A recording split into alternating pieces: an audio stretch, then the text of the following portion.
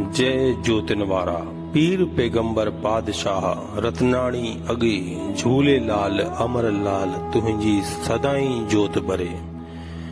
दतिया वासियों के लिए अत्यंत गौरव का विषय है कि ईश्वर ने अखंड ज्योति की पुनर्स्थापना के लिए दतिया को चुना।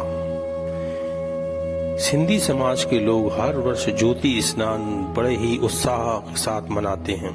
इस वर्ष भी 239वां ज्योति स्नान बड़े ही हर्षोल्लास के साथ मनाया जा रहा है। इस त्योहार को मनाने के पीछे क्या कारण है, क्या वजह है, कहां से और कैसे इस उत्सव की शुरुआत हुई एवं इसे दतिया में कैसे स्थापित किया गया, इसे जानने की कोशिश करते हैं।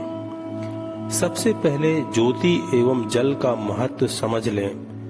नमो ज्योति प्रकाश में चेतन जल को रूप अगम अगाध अपार है सहज स्वरूप अनूप। ज्योति ज्ञान का प्रतीक है, यह अंधकार से प्रकाश में जाने का साधन है और कितने भी संत हुए हैं ज्योति स्वरूप प्रकाश प्रदान करने वाले हैं।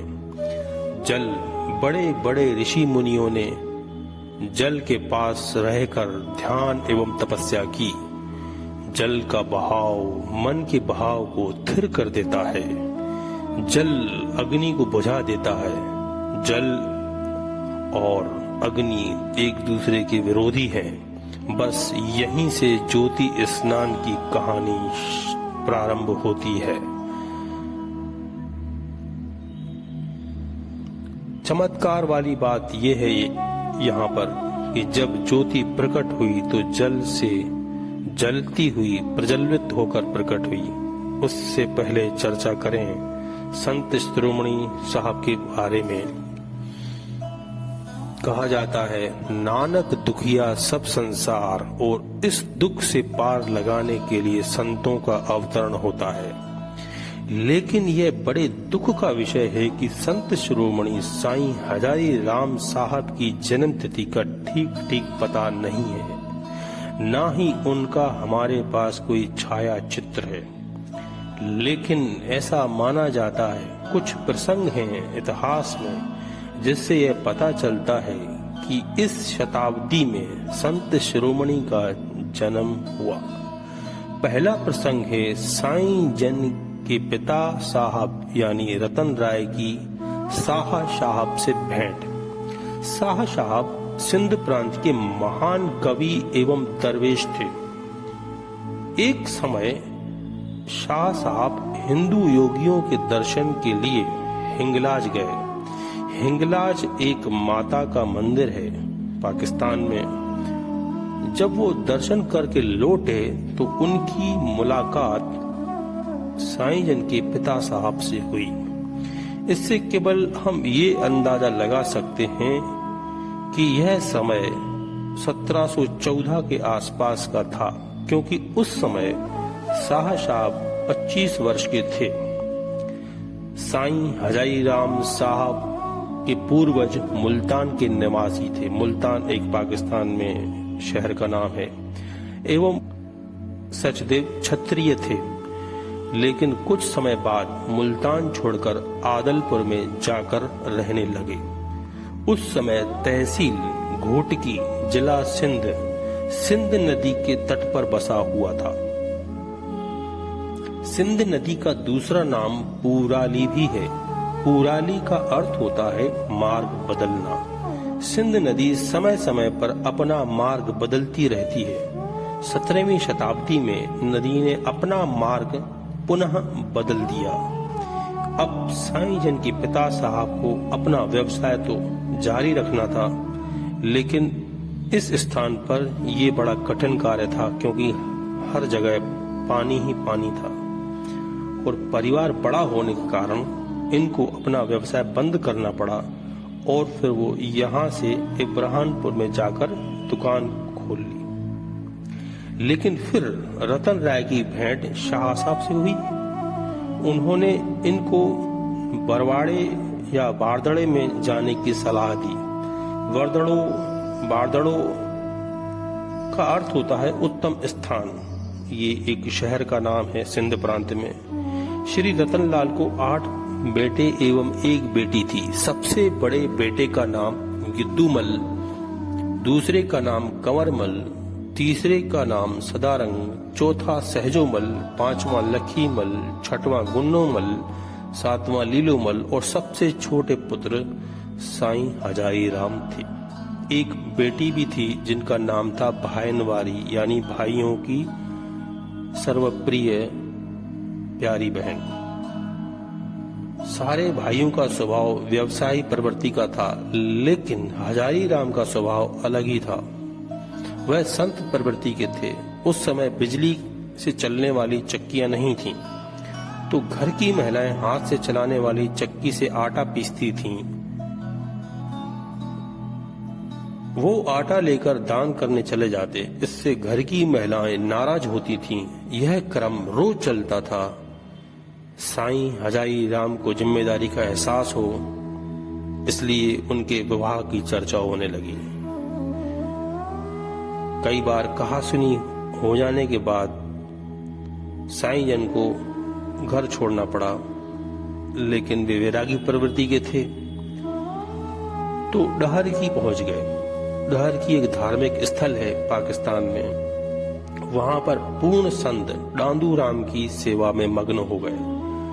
लेकिन 2 साल बाद संत शिरोमणि के भाई संत से मिले एवं उनसे विनती की कि हम अपने भाई को लेने आए हैं, क्योंकि पिता साहब रतनलाल को संत शिरोमणि का विवाह करने की इच्छा है।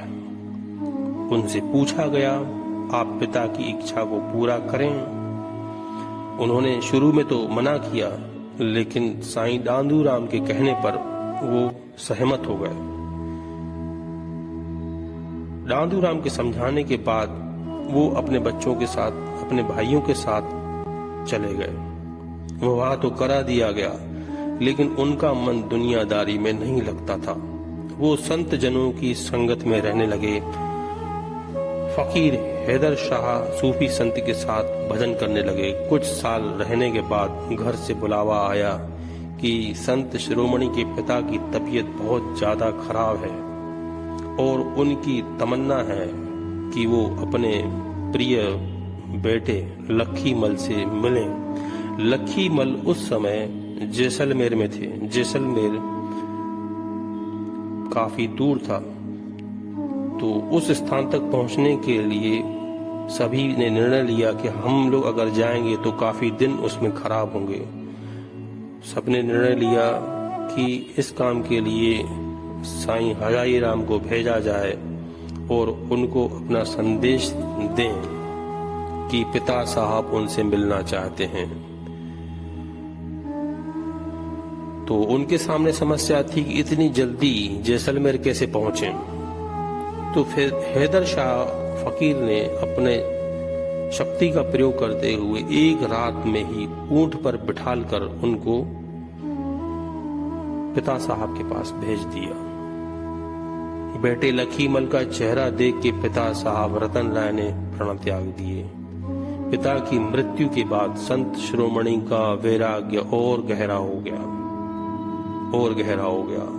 अब वो सखर जिले के रोहिड़ी नामक स्थान पर चले गए। रोहिड़ी एक अन्य धार्मिक स्थल है। वहां एकांतवास में भजन कीर्तन एवं ध्यान करने लगे। वहां एक ऊंचा टीला था, उस टीले को टेकरी कहते हैं, जहां पर एक मंदिर था। उस टेकरी पर साईं वसण शाह का स्थान था। वहां उनके साथ एक समस्या थी। समस्या कुछ यूं थी कि मंदिर के ऊपर भंडारा चलता रहता था, टीले के ऊपर भंडारा चलता रहता था। उस भंडारे में पानी की लगातार जरूरत पड़ती थी। तो साईं वसण शाह ने उनको कार्य सौंपा कि तुम्हें एक काम करना है कि नीचे से पानी भरकर ऊपर मंदिर तक पहुंचाना है और यह सेवा कार्य लगातार जारी रहना चाहिए, क्योंकि पानी की कमी ऊपर रहती है। तो वह कई दिन तक, कई घंटे तक पानी के मटके भर के ऊपर ले जाते थे। अपने कंधे पर मटका रखा और ऊपर ले जाते थे। ऐसा लगातार करने से खुद की परवाह न करते हुए खुद को भुला के वो मटके ऊपर ले जाने लगे। इससे उनके कंधे पर घाव हो गया और उस घाव में कई कीड़ों ने अपना स्थान बना लिया था। अब ये कीड़े जब भी उनके कंधे से गिर जाते थे तो वो उनको उठा के कंधों पर वापस रख देते थे। बोले आप अपना स्थान न छोड़ें। लेकिन सेवा का यह कार्य बंद नहीं होना चाहिए। इसके बाद संत शिरोमणि ने जल में समाधि ले ली। इधर वारदड़े में संत शिरोमणि की बुआ को उनसे मिलने की इच्छा हुई। अन्य भाइयों ने कहा कि वो किसी तरह संत शिरोमणि को खोजें एवं उन्हें वारदड़े ले आए।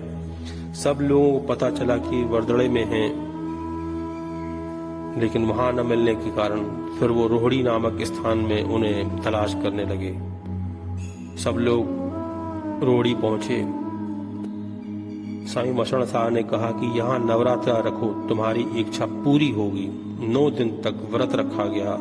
10वें दिन साईं हजारी राम हाथ में जलती हुई ज्योति लेकर प्रकट हुए। बाद में इस ज्योति को वारदड़े में स्थापित किया गया और साईं वसण शाह ने उनको निर्देश दिए कि इस ज्योति को लगातार तेल मिलना चाहिए, लगातार जलना चाहिए। लेकिन जैसे ही इस ज्योति को स्थापित किया गया, वहां के जो स्थानीय लोग थे उन्होंने तेल देने के लिए मना कर दिया।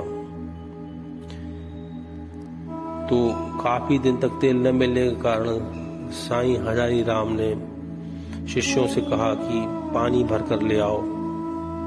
शिष्यों ने कहा ये क्या कर रहे हैं आप? बोले पानी भर के लेके आओ। अगर ज्योति जलनी होगी तो वो पानी से भी जलेगी और नहीं जलनी होगी तो वो तेल से भी नहीं जलेगी। और जैसे ही साईं हजारी राम ने ज्योति में पानी डाला, ज्योति जलने लगी, ज्योति बुझी नहीं। 1947 में भारत पाकिस्तान का विभाजन होने के बाद समस्या आई कि इस ज्योति को हिंदुस्तान कैसे पहुंचाया जाए। बड़े संघर्ष के बाद ज्योति को पाकिस्तान से हिंदुस्तान लाया गया और कई स्थानों पर रखने के बाद आखिरी में यह निर्णय लिया गया कि इसे दतिया में स्थापित किया जाए। दतिया में इसको पहले बैंक घर की हवेली में रखा गया। उसके बाद इसकी पुनर्स्थापना संत हजारी राम जो वर्तमान में मंदिर है वहां पर की गई। जय ज्योतिनवारा।